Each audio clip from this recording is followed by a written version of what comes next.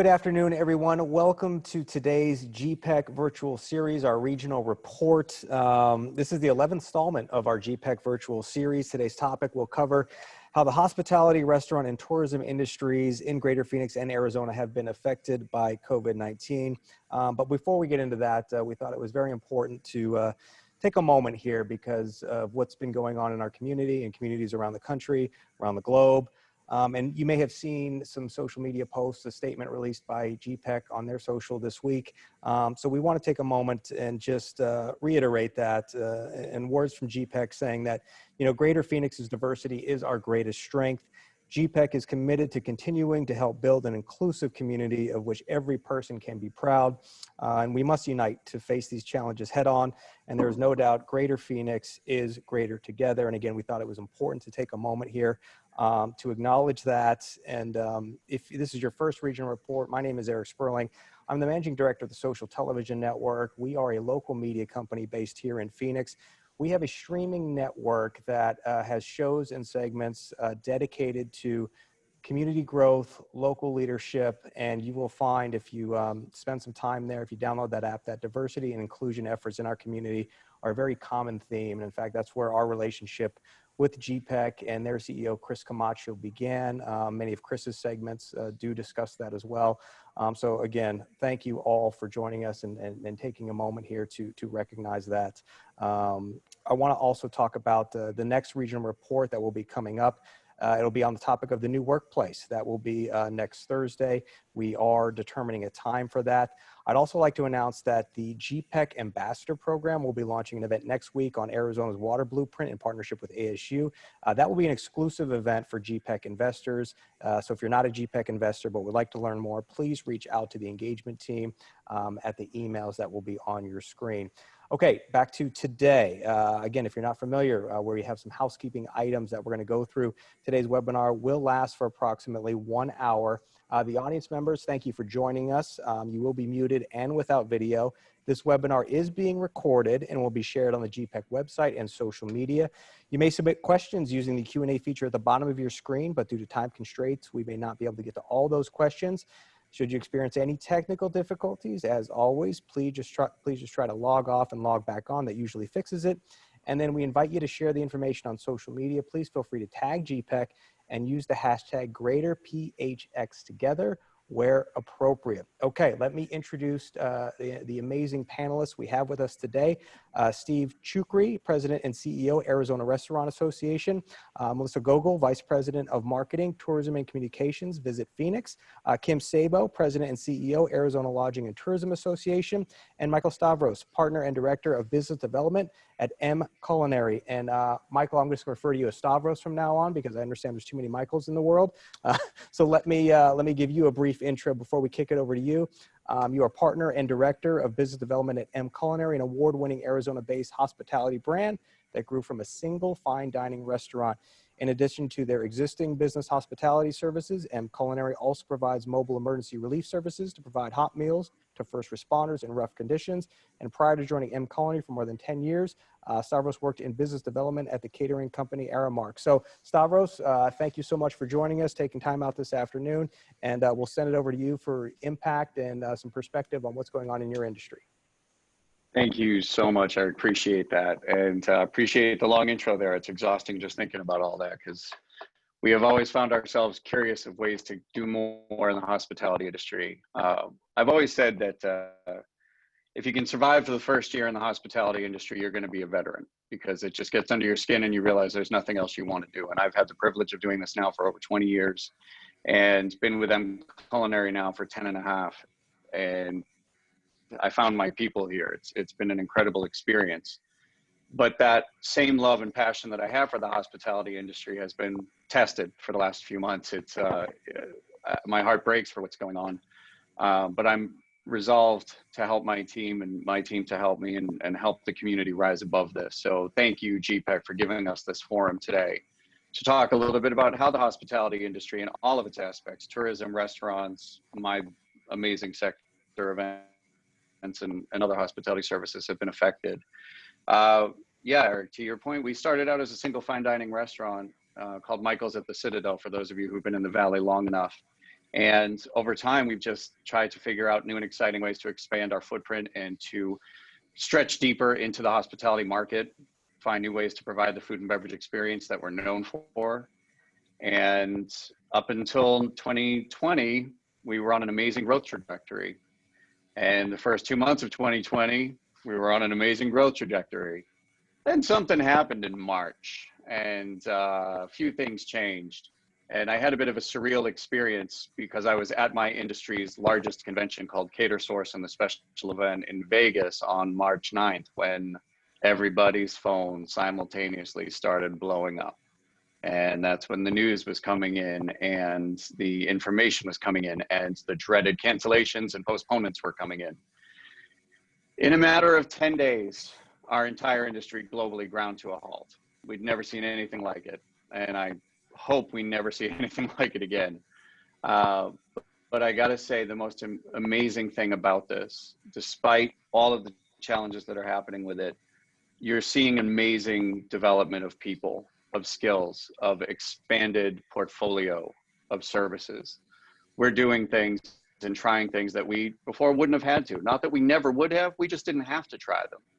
And now we are. So these trying times, you know, the old adage, opportunity and crisis are one and the same. That's how we're approaching this. And I look around at our market, at the Phoenix market and the Arizona market, and I'm just amazed and impressed by all of my colleagues throughout the industry who are struggling through this and finding new ways to rise above this. Our business was affected pretty significantly. Some areas of our business shrank by 30, 40%. We had other parts of our business shrink by 90%, and we had still other parts of our business that came to a complete standstill. And we immediately went to our core team and tried to find the ways that we could reach back out into the community. A friend of mine in Florida said, if you can't drive revenue from your clients, become a resource for them. And that's kind of what we shifted into. And I think so much of our industry shifted to become resources for other parts of the community. And it kind of makes you swell with pride when you see that. We found ways to reach out to different parts of the community, that needed food and beverage support, that had limited funds, limited budgets, that were supporting the general public, that were supporting their own employee populations, that are supporting even now the Navajo Nation up in the Four Corners region. We are amazingly enough busier than we've ever been in a way, doing things that we previously weren't doing, longing for the days of the Phoenix Open, where we're the primary caterer there, and hoping that this year's Phoenix Open just rises out of the ashes of 2020 into 2021 and is an amazing experience. And through all of this, I've looked to our industry partners, and Melissa being on this call couldn't have been a better opportunity there. Visit Phoenix, experience Scottsdale, the local chambers, GPEC, of course, to see the community banding together and lifting one another up and fighting the battle together to survive this and come out the other side leaner but stronger, tested but more efficient, driven for the success that we know we will find on the other side. We've waded through the challenges of government programs that were designed for speed and efficiency to get money out into people's hands, but then weren't really that great for our industry. Thankfully, we're seeing that start to turn. We're seeing the federal government and our local governments understand a little bit more about the hospitality industry and understand how better to help our industry, realizing that the way the systems were set up with PPP, for example, weren't really that helpful to us in the short term, and in fact created more challenges for us than we knew what to do with. But we're also very grateful and thankful for those programs, because that allowed us to bring back 25-30% of our staff after laying off a significant portion of them. Gave us the opportunity to build bridges within our financial structure to get to the other side of this. And coupling that with just an insatiable drive to win, Culinary Concepts and our sister companies are probably going to be all right through this. I am trying now with my team to figure out ways how to reach out and help our colleagues and even our competitors within the marketplace. We are coming up on the slowest time of year. It's a good time to kind of check yourself, revisit things, revamp, and look inward a little bit more to figure out what we can do better. And forums like this, these conversations that we get to have, the information we get to share are critical for that. So one last time, I will say thank you to my fellow panelists. Thank you to GPEC for pulling this together. Thank you, Eric, for moderating us one more time. I am very excited to hear from all of you about your respective corners of the industry, and then how we can weave the thread, I should say, through all of our industries together and rise above on the other side of this. So thank you. Stavros, absolutely, and that's why we're doing this, and thank you so much for that perspective. We will bring you back in just a few moments for some Q&A, but I want to transition over to Kim now. Kim Sabow, President and CEO, Arizona Lodging and Tourism Association, leading the statewide public policy organization advocating for Arizona's hospitality, sports, lodging, and tourism. The ALTA is focused on advocacy, education, and collaboration around the impact this industry has on Arizona jobs, tax revenue, and economic growth. She was named one of the Phoenix Business Journal's most admired leaders in 2019. And prior to joining ALTA, Kim served in 4 gubernatorial administrations and is a graduate of the Thunderbird School of Global Management. So Kim, thank you so much for joining us this afternoon. And let's get your perspective now. Thank you so much, Eric. And thank you again to GPEC for providing us this forum to share about our industry and what we've been experiencing through this crisis. Again, as Eric mentioned, Kim Sabow, President and CEO of the Arizona Lodging and Tourism Association, or the AZLTA. And as you mentioned, we are the leading statewide voice of public policy, advocating for Arizona's hospitality, sports, lodging, and tourism industry. We represent a vast and diverse group of businesses, inclusive of hotels, resorts, our airlines, airports, sports teams, attractions, our destination marketing organizations, and hundreds of businesses that supply goods and services to the industry. So it's this beautiful, vast ecosystem of business that I like to say is the lifeblood of our great state. If you could go ahead and advance to the next slide, please. Thank you. I'd like to frame this up by talking about the economic impact of this industry and where we found ourselves pre-COVID. Arizona's lodging and tourism industry is a key economic driver for the state, producing 10% of our state's general fund budget. In 2018, we welcomed 45.5 million overnight and domestic international visitors, generating $24.4 billion in visitor spending, which was responsible for more than 300,000 direct and indirect hospitality jobs in the state. All this generating $3.6 billion in tax revenue. If we could go ahead and advance to the next slide, which isn't as pretty. Then enter 2020 and COVID-19. We are hit by one of the most devastating and unprecedented health and economic challenges in modern times. The impacts and the fallouts of this crisis in our industry were felt first and worst, with impacts being immediate, as was mentioned earlier, and dramatic. They're saying that the impacts have been equal to 9 times that of 9/11, to put things into a bit of perspective. And we in Arizona began to feel the impacts instantaneously. Early March, the most wonderful, beautiful time of the year when we get visitors from around the country and around the world coming in to experience our beautiful weather at that time of year, experience spring break, spring training, and all that completely fell off the grid literally overnight. At a time when we would typically see our hotels and resorts experiencing 80% plus occupancy, our occupancies dropped. They plummeted to single-digit numbers. In addition to that, you can, I'm going to go to the slide here. Typically, in good times, direct hotel-supported jobs in Arizona are 200,000. Again, when you add in the indirect jobs, it takes up to 300,000. But almost overnight, we lost 90,000 hotel-supported jobs in Arizona, equaling 40% of our hospitality workforce.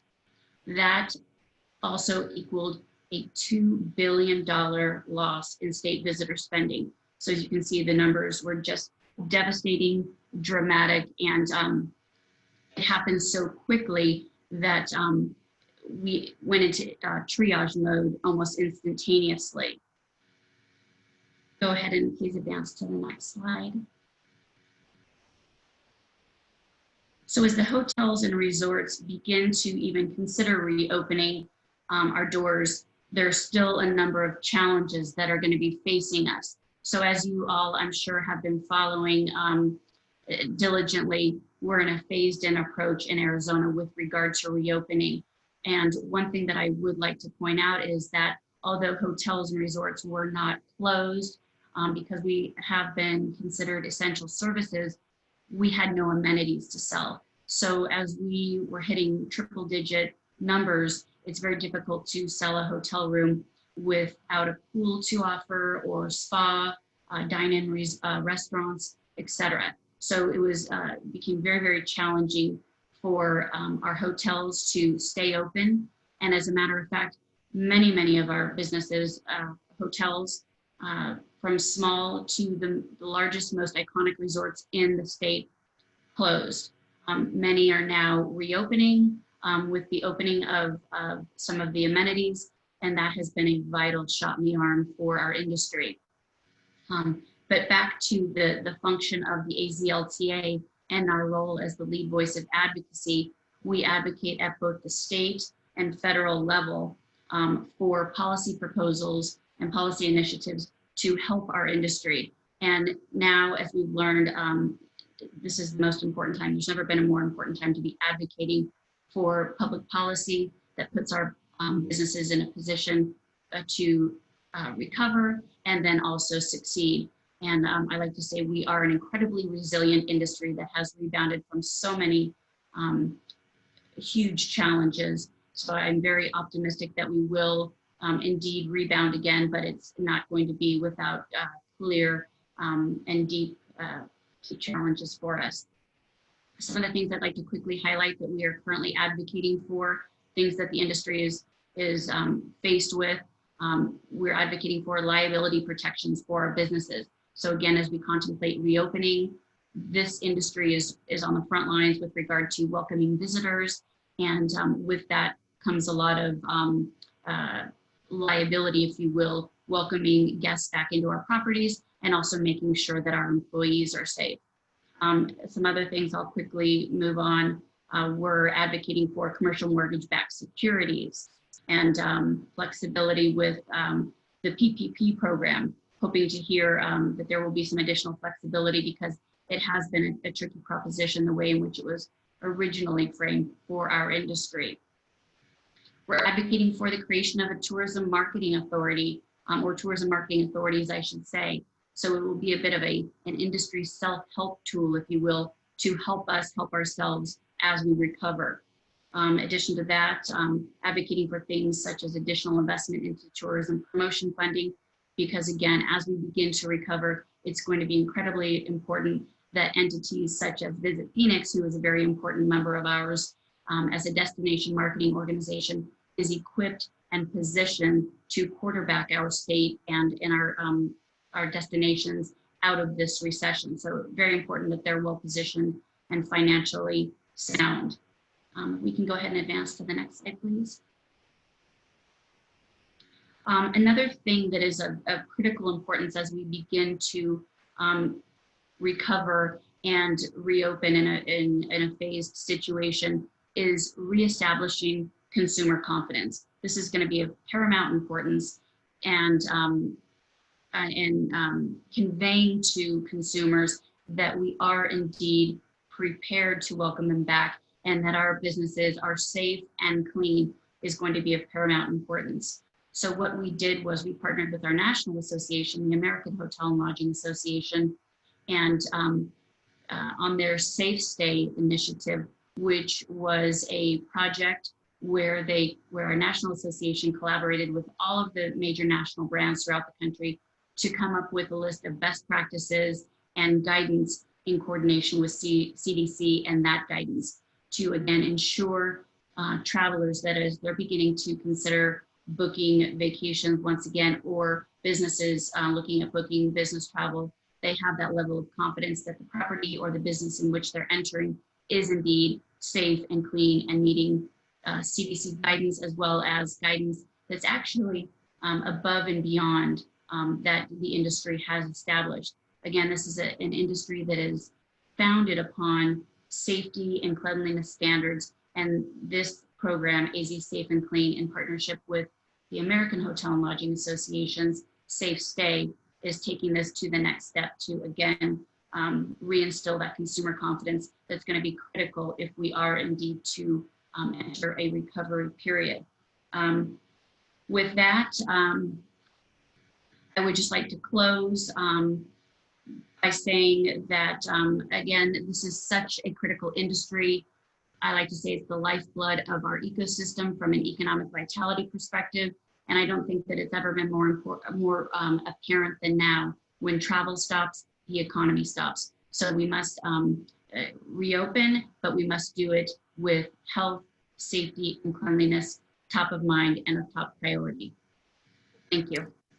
Kim, thank you so much for that presentation. And again, stick around. We have some Q&A coming up. And I want to remind everybody, because we do have a pretty large engaged live audience right now, of that Q&A function at the bottom of your screen. If you want to submit questions, feel free to use that. Hopefully we have some time at the end of this to get to those questions. But again, we've heard from 2 of the panelists now. So if you do have those questions, please submit them there. Okay, let's send it over now to Steve Chucri. Steve, thank you so much for being here. In addition to his 18 years serving as the president and CEO of the Arizona Restaurant Association, Steve is the District 2 representative of the Maricopa County Board of Supervisors. And I love this, Steve. While admittedly not a great cook, Steve is passionate about promoting the diverse and evolving restaurant ecosystem. And prior to his role, Steve served 6 years on Capitol Hill working for an Arizona congressman, and he has been recently appointed honorary consul of Estonia for Arizona. So very impressive resume, Steve, including himself admittedly not being a great cook. So we'll turn it over to you now for the perspective of what's going on in the restaurant industry.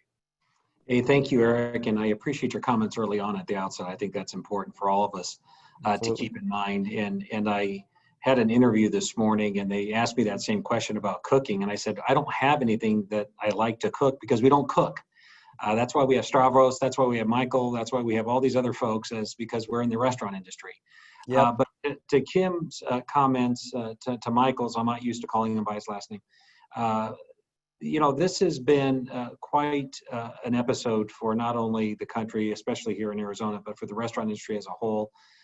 I've had the good fortune of being in this role nearly 2 decades, and I could tell you I have never seen the devastation that this has had. COVID-19 is an equal opportunity employer. It treats its friends and enemies the same. It eviscerates both, and it certainly has done that to the restaurant industry. So to not repeat some of what has been mentioned, I will share with you that restaurants across the country, this is only sale. I know that Kim had the opportunity to speak to tangential sales, right? The ripple effect, which is very important. But just restaurants and customers coming through our doors, sitting at our tables or taking out across the country last year represented $900 billion in sales. This year, we were slated to be almost $1 trillion industry across the United States. Just let that set in for a moment. Here in Arizona, last year our restaurant sales totaled, this is not, again, not the ripple effect, this is just people dining in our dining rooms and taking out, $13.4 billion. We employ roughly 230,000 people. Our daily payroll prior to COVID-19 was $14.7 million. That has decreased to about $2.5 million. We've displaced roughly 75% or so of our workforce. We have seen sales, Kim mentioned it earlier, this was the perfect storm. There couldn't have been a worse time for this to happen than when it did. And it heading right with spring training, right within the euphoria and enthusiasm we have in Arizona at our best time of year when it comes to this industry and the sports industry and hotel industry. It's devastating. We have lost roughly $29 million a day here in Arizona. Our total losses in sales, this isn't that we're down, our total losses in sales in the month of April were $815 million in the state of Arizona. So it's been really something I've never witnessed in my 2 decades of being here. And to see the devastation in my members' faces and restaurateurs' faces. We have roughly 9,500 restaurants across the state of Arizona. We did what our industry does. I think Michael mentioned it earlier, learning how to pivot. This is the definition of pivot. I said to my 2 young boys, if you don't understand cash flow and the importance of cash flow after all this, I'm sending you through school a second time. And so what we have seen is that devastation financially, but what we've also witnessed is the good fortune and entrepreneurial style of restaurateurs. Restaurateurs are some of the most innovative entrepreneurial people I've ever come to know.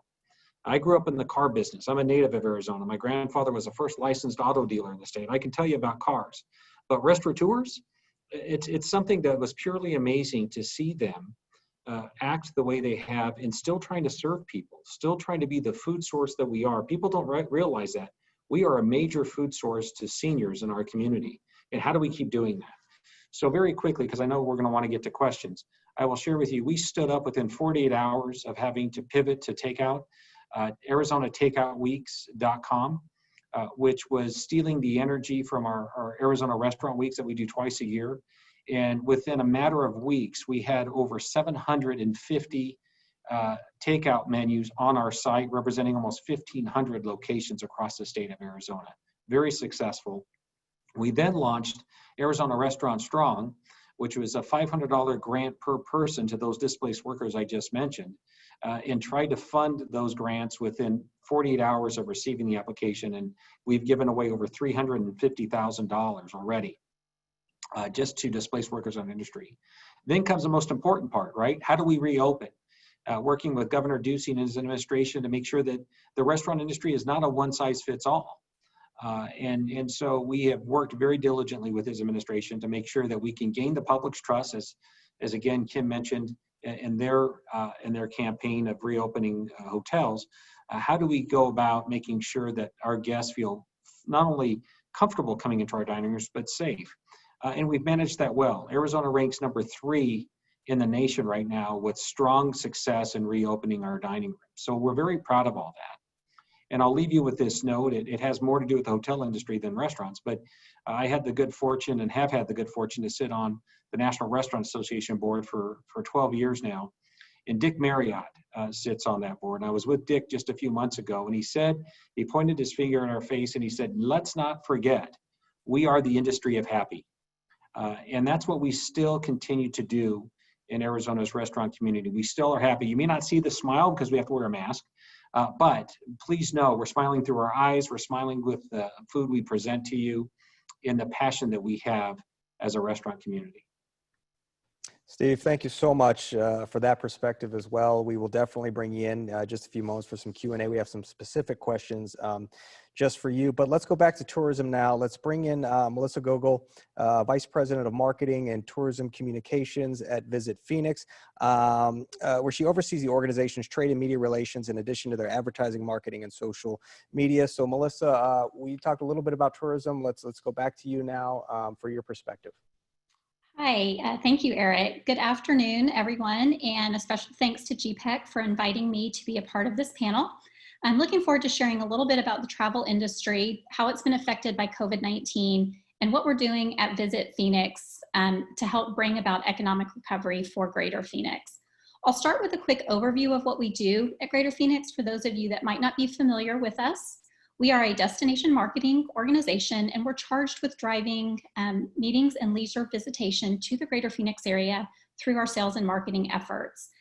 Although we're not a city entity, we are a booking arm for the Phoenix Convention Center. We're also a membership-based organization. We have about 1,000 members, and these members include hotels, resorts, convention services, restaurants and bars, retail shops and malls, attractions, venues, and transportation companies. So we cover the gamut.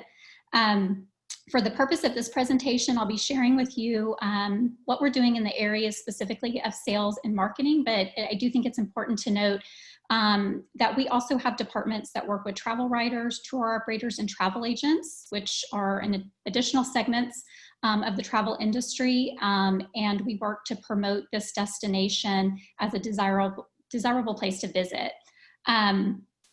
I'll begin by discussing our initial responses to the COVID crisis, then share some stats about the overall US travel industry, and I'll finish up with how we at Visit Phoenix are moving forward to help drive recovery. So we can start with my first slide. This will be focused on marketing. As did most destination marketing organizations across the country, we paused all of our paid advertising efforts in mid-March, of course, unfortunately at peak season here for us. We immediately began creating and sharing content that was more appropriate to the crisis, such as takeout and delivery options, virtual tours, Greater Phoenix inspired activities for kids to do at home, local recipes, and new videos. In the absence of advertising, we have depended very heavily on organic social media to communicate not only with visitors, but with locals as well. And we also created 3 t-shirt designs to benefit the local restaurant and bar employees through an organization called Another Round, Another Rally. This organization provides financial assistance to our industry friends. And these shirts are being printed and shipped out locally from Hello Merch. And I'll do a shameless little plug, if no one minds, for these t-shirts. If you haven't seen them, I encourage you to check them out and purchase one. You can find information about them on our website, visitphoenix.com, under COVID resources. So we can go on to the next slide, which will focus a little bit on what our sales team has been doing. As I mentioned, we do have a team that's dedicated to booking and servicing meetings at the Phoenix Convention Center. When things started changing rapidly in mid-March, this team quickly assembled a citywide task force. This included members from our office, staff at the Phoenix Convention Center, and downtown hotels. And this task force meets on a weekly basis. They have calls. They continue to do that right now. They just wanted to make sure that this entire team is working together as they always do and staying on the same page. They've instituted a rebooking plan for COVID-related cancellations at the Convention Center. They collaborate to quickly respond to new RFPs for future business, and the hotels are keeping everyone updated with what's happening at their properties. The sales team also established a hotel and resort task force to stay connected with the properties that are outside of downtown. So members of the sales team were assigned to specific hotels and resorts to stay updated with staff changes, temporary closures, and reopening dates, of course. At Visit Phoenix, we've been very lucky to keep our team intact. So that afforded us the opportunity to assist properties around the Greater Phoenix area that did have to reduce their staff. We were able to step in and help them process meetings leads to keep the momentum going for future business. The sales team has also managed to stay connected with clients across the country in some fun and non-traditional ways. Of course, initially it was not appropriate to be in sales mode. So we did want to be a good partner to meeting planners, and the team facilitated some virtual yoga sessions for both clients and their children, since many of them were not only working from home, but schooling from home. They also created some coffee break videos to share a more personal side of our clients and add some levity to what, of course, has been a tough situation. So the slide that we're on now covers some statistics for the overall COVID-19 impact on the U.S. travel industry. And these stats are according to the U.S. Travel Association and Tourism Economics.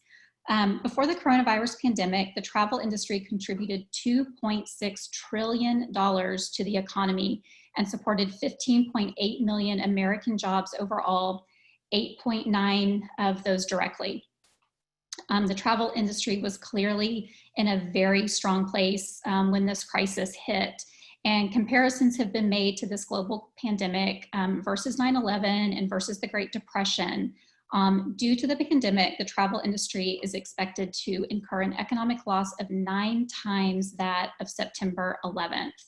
And its unemployment is 2 times that of the worst year of the Great Depression. So I apologize for sharing some of these sobering statistics, but that is what we're facing.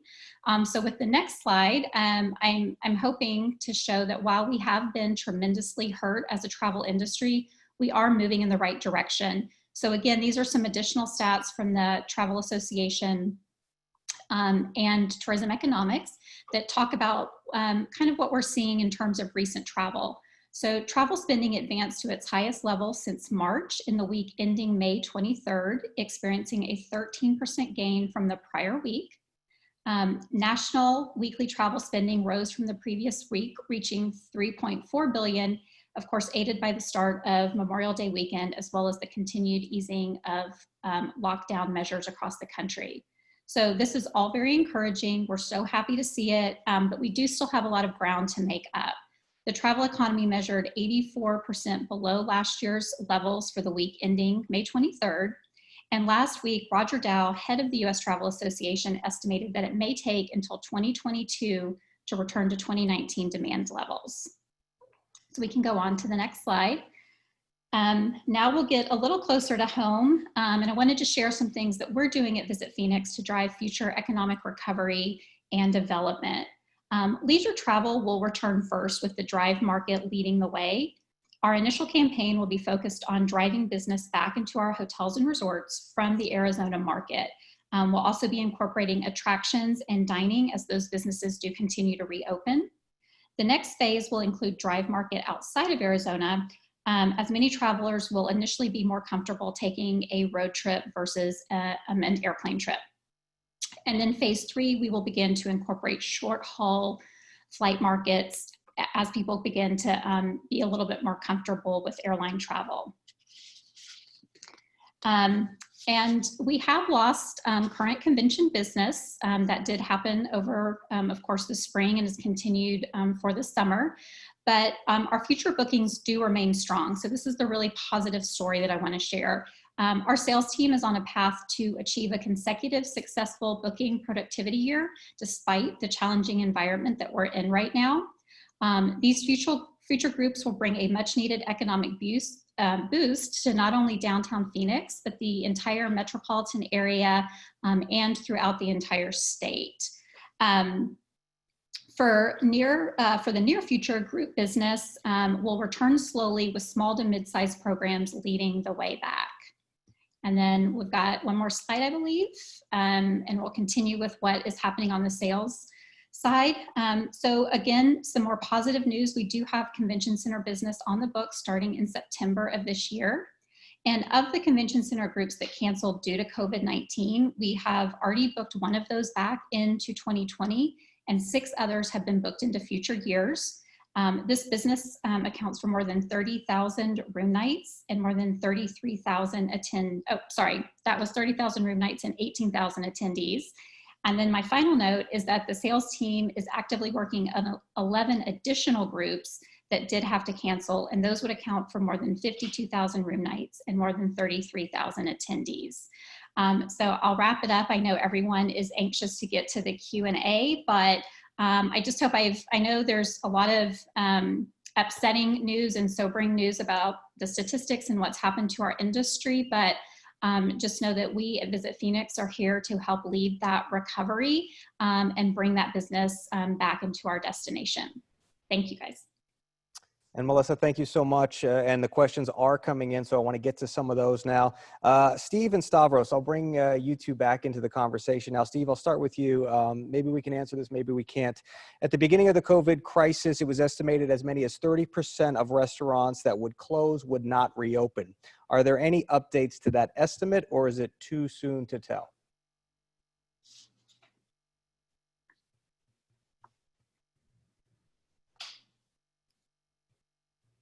We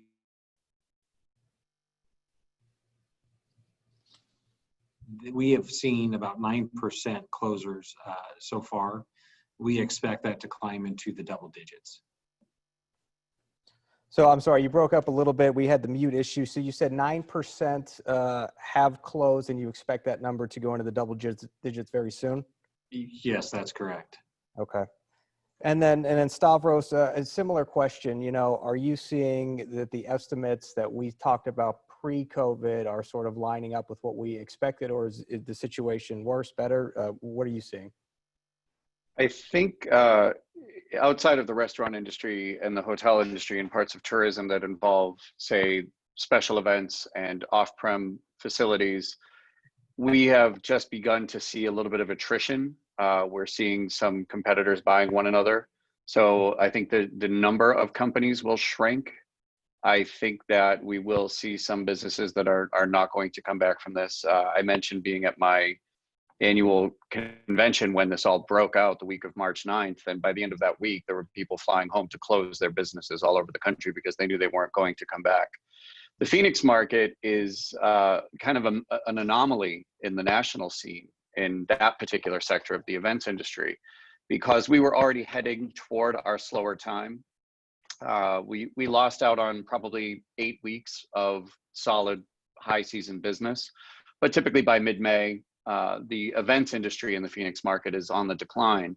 And a lot of people in the off-premise event market go dark for the summer, or have prepared themselves financially for it. So it'll be interesting to see who is on the other side. I could not tell you a statistic. I could not tell you even a best guess at this point, because I feel like anything I say today literally will change tomorrow. Right. It's something that we're all dealing with. But what I think is going to happen is the PPP loosens up a little bit, and the requirements and terms change a little bit on that. You'll see a little bit more flexibility for the industry outside of the restaurants. In the support that we throw to places like, Visit Phoenix and the clients that they bring into the marketplace, we're excited to pick that back up come the fall. Our business dining side of it, I think the Aramark, Sodexo, Levy, and Compass groups of the world, these large companies that provide managed services at companies' headquarters for food service, are all kind of in a seizing moment. They're not reinvesting. They don't have the capital at the moment. So for us, what we've decided to do is, thankfully, with our conservative cash management and PPP, we're doubling down on certain things. We're doubling down on marketing. We're doubling down on community outreach and community support. If ever there was a time the community needed it, it's now. And I think what has really humbled us is the restaurants in particular, and they're banding together, these chefs who have gotten together to help feed the community. So even in the face of closure, even in the face of these restaurants not even surviving, they're still out there trying to help the community while still trying to survive by pivoting to takeout and everything else. The biggest threat to our industry, I think, at this point is inconsistency, especially in the events world. There is no national standard right now for anything, state by state, county by county. When we go to reopen, it will be interesting. Kim, I'm excited to see the program that you just told us about, because hopefully that will give us a little more guidance. And we're looking at the World Health Organization. We're looking at CDC guidelines, county, Maricopa County guidelines, all the way down to local municipal guidelines. And we're just trying to make sense of it all. I think if we can, you'll see a little more stability and a few less closures than we would have anticipated, if that makes any sense at all. Yeah, and in fact, that question just came in for Kim. You were talking about events, and Kim, I'll have you unmute and come back into the conversation. Regarding the AZSAFE+CLEAN program, how do you see this certification program applying to entertainment venues? Is this available to entertainment venues? So currently, it's really focused on hotels and resorts. And I think that that's a fantastic question.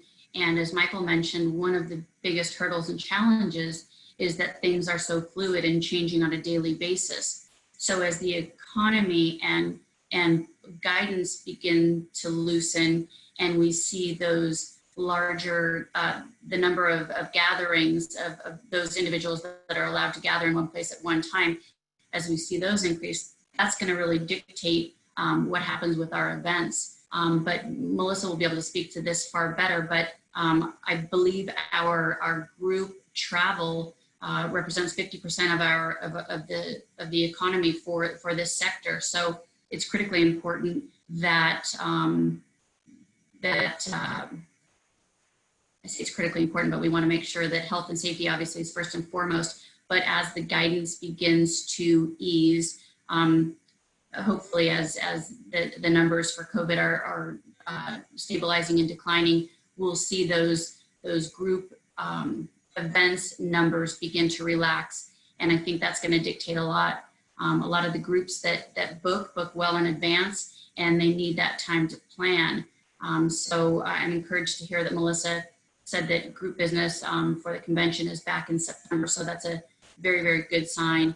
And that directly relates to those groups staying in the hotel. So again, back to the notion that it's a big ecosystem of the resorts, the destination marketing organizations, and one thing impacts the next. So remains to be seen when that will be, but we stand ready to elevate our AZSAFE+CLEAN program to go beyond hotels and resorts to include some of the additional guidance that will indeed come down from CDC as things begin to open up. And Melissa, thank you for that, Kim. Melissa, I'll let you weigh in as you were mentioned in both comments there. Sure. Yes, Kim is exactly right about how important group business is to our hotel and resort product. Obviously, well, it's important across the board, but particularly in downtown Phoenix, where those major hotels certainly rely on groups being inside the convention center for much of their business. So we are anxious to have people meet again. And that's why that citywide task force has been so important, and just really staying on top of things and working so hard to make sure that groups can be rebooked into the convention center. There's a lot of detail that goes into that. These major group association conventions book years in advance in different destinations. So although maybe they canceled us for this summer, it doesn't mean that we can just immediately rebook them for next year, because they probably are already committed to another destination. So lots of moving parts. The team has done an amazing job of getting groups rebooked. But we know our resorts rely heavily on that too. So we're anxious to get that started. We're anxious for guidelines about the numbers of people that can meet. There's also the complication of whether people want to travel to go to a convention, so they have to feel comfortable. Our convention center is also undergoing a certification process for cleanliness that several other large convention centers around the country are doing. So I think that will hold a lot of weight with meeting planners and having attendees feel comfortable meeting again in our convention center. And Melissa, I have a follow-up here, and just to shape it in some context before I ask the question that came in, I believe it was, someone just mentioned, it was Stavros who mentioned, he's doubling down on marketing right now. And then early in your presentation, you were talking about the tone. Yeah, it wasn't really appropriate to be in sales mode. And I believe Steve mentioned, some of the messaging has to be about confidence. And so a good question that has come in for you, and maybe others can weigh in too, is what is the best way that marketers can offer new traffic building ideas to your channels that will drive recovery here in Arizona? So we're looking at a lot of different things for us. As I mentioned, we kind of have a phased approach, which I think that's the common terminology these days.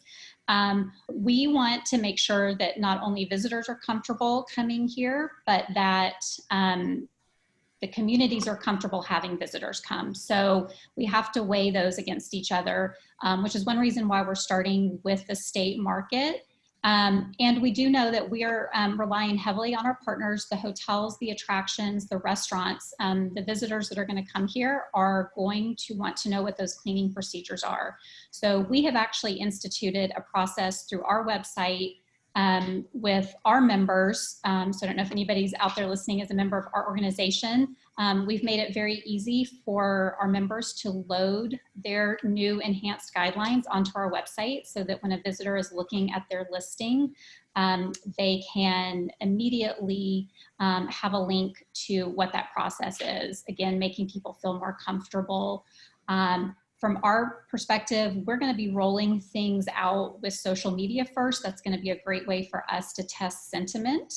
Some people, social media, I know has its negative side, but in a situation like this, it's been really positive. I would encourage people out there that are looking to get people, especially travelers, back into their business, to have a strong social presence, be transparent with people, be communicative about when you're open, what you're offering. I think people are really going to be looking for that trust factor. Hopefully that answered that question. No, that was great. Trust factor, confidence. Stavros, question coming in for you. Using your crystal ball here, When do you see charitable luncheons, breakfasts, and galas returning to the Valley at full capacity? Will it be this year? Will it be later? When do you see that happening? I'm going to give you 14 answers, and hopefully one of them is correct. Here's the one solid answer I can give you. For those who are uncertain of how to execute those events, and for premises that can't allow full capacity yet, consider virtual events. Consider a mix of in-person and virtual events. That would bring them back immediately. In terms of full capacity inside of venues, inside of even hotels, and Kim, I'd love to hear your thoughts on this as well. I hate to say it, but I don't see that till first quarter of 2021. We're hopeful that fourth quarter of 2020 we'll start to see the ramp back up. But I don't know. I can't say with any authority that full capacity will be happening by the fourth quarter. I think so many things depend on how opening goes for not just us, but the rest of the country and in fact the world. I think if there is to be a second wave of COVID, that's going to have a significant impact. The current situation with our cultural and societal issues nationwide will play a factor, I think. But fingers crossed, by the fourth quarter of this year, right when we're supposed to see high season kicking in again, we'll see the numbers rise, and then maybe first quarter of 2021 back to as close to what normal would be as we can get. Kim, what about you? What do you think on that?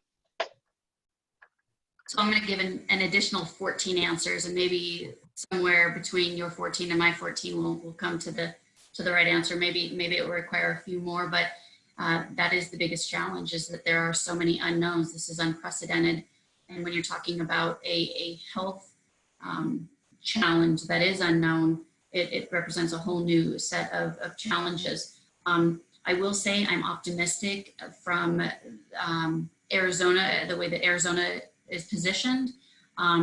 We are just wonderfully positioned with all of our outdoor spaces, various large venues, and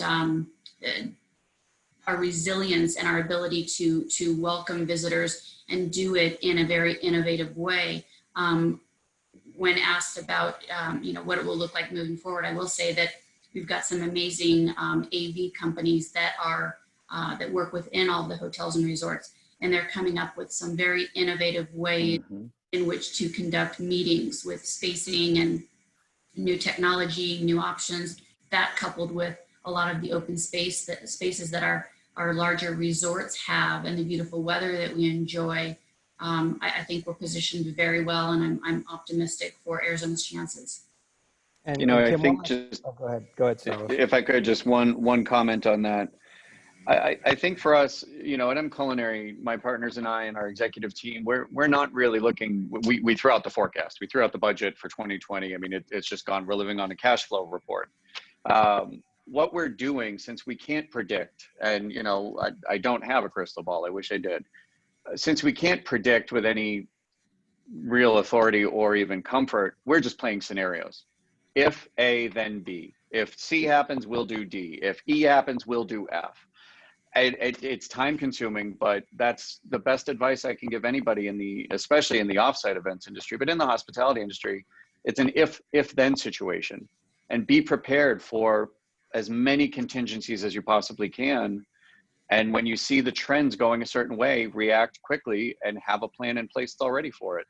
That's the best approach, is to be proactive toward it, but don't for one second think that you can actually predict when this is all going to change. Yeah, and we're going to get to some final remarks here in just a moment, but I do have a question that came in specifically for Kim. Is the AZSAFE+CLEAN certification available for restaurants? Apparently one of the viewers went to the website. They only see hotel certification right now as the checklist on the website. Well, the guidelines encompass restaurants within the hotel properties. So yes, but then I'll pitch it to Steve to talk about this. I know that they've got their ServSafe program as well. So I think there's a combination of various cleanliness, safety, health protocols that would cover restaurants. But from AZSAFE+CLEAN, it does speak to protocol that does include the restaurants within the hotels and resorts. So that would translate very nicely. But again, I know the Restaurant Association has done a phenomenal job of being innovative and pivoting on a dime to serve the community. And that was my major goal every night, to order out and be a good consumer. And I was very, very impressed by what I saw from our restaurant community. So maybe I'll pitch it to Steve. Yep. Perfect segue into our final remarks. And Steve, we'll start with you. Eric, you know, the safety of our customers is job one. It always has been, always will. Getting sick in a restaurant is never good for repeat business, as the saying goes in our industry, and we're going to keep it that way.